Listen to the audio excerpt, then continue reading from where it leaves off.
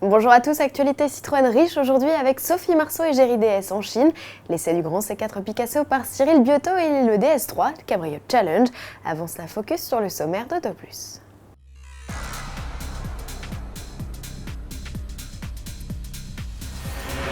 Rapide coup d'œil donc avant de commencer sur le numéro 1308 d'Auto+ en kiosque dès ce 30 septembre. Profitez cette semaine des astuces de la rédaction pour entretenir votre voiture en gagnant du temps et de l'argent. Côté actu, un point sur le restylage des nouvelles stars françaises et l'arrivée d'une énième taxe sur les carburants. Enfin côté essai, découvrez notre dossier complet sur le Citroën C4 Picasso, agrémenté des premiers tests de la version 7 places.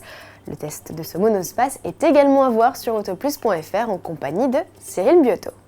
Et toujours à propos de Citroën, pour lancer la carrière commerciale de la DS5 en Chine, modèle que le constructeur assemble désormais aussi sur les lignes du site de Shenzhen au sud-est du pays, une invitée de marque avait fait le déplacement, Sophie Marceau.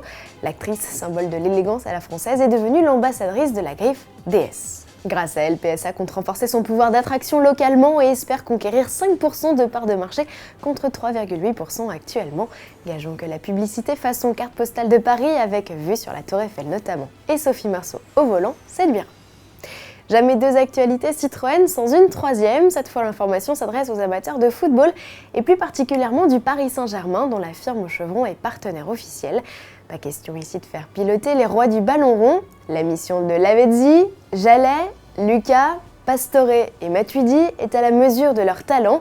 Chacun va devoir faire rentrer en 32 secondes, pas une de plus, le plus de ballons possible dans l'habitacle d'une DS3 Cabrio. Arbitre du jeu, l'attaquant Edinson Cavani, alors qui sera le plus doué pour accéder à la demi-finale, pariez jusqu'au 4 octobre sur le bon joueur, à gagner des maillots dédicacés et des places VIP pour visiter les coulisses et assister à un match au Parc des Princes. Et toujours à propos de sport, en bref, notons le sacre d'Alpine en championnat d'Europe d'endurance. Pierre Rague et Nelson Portiatici remportent le titre après 3 podiums dont une victoire en Hongrie.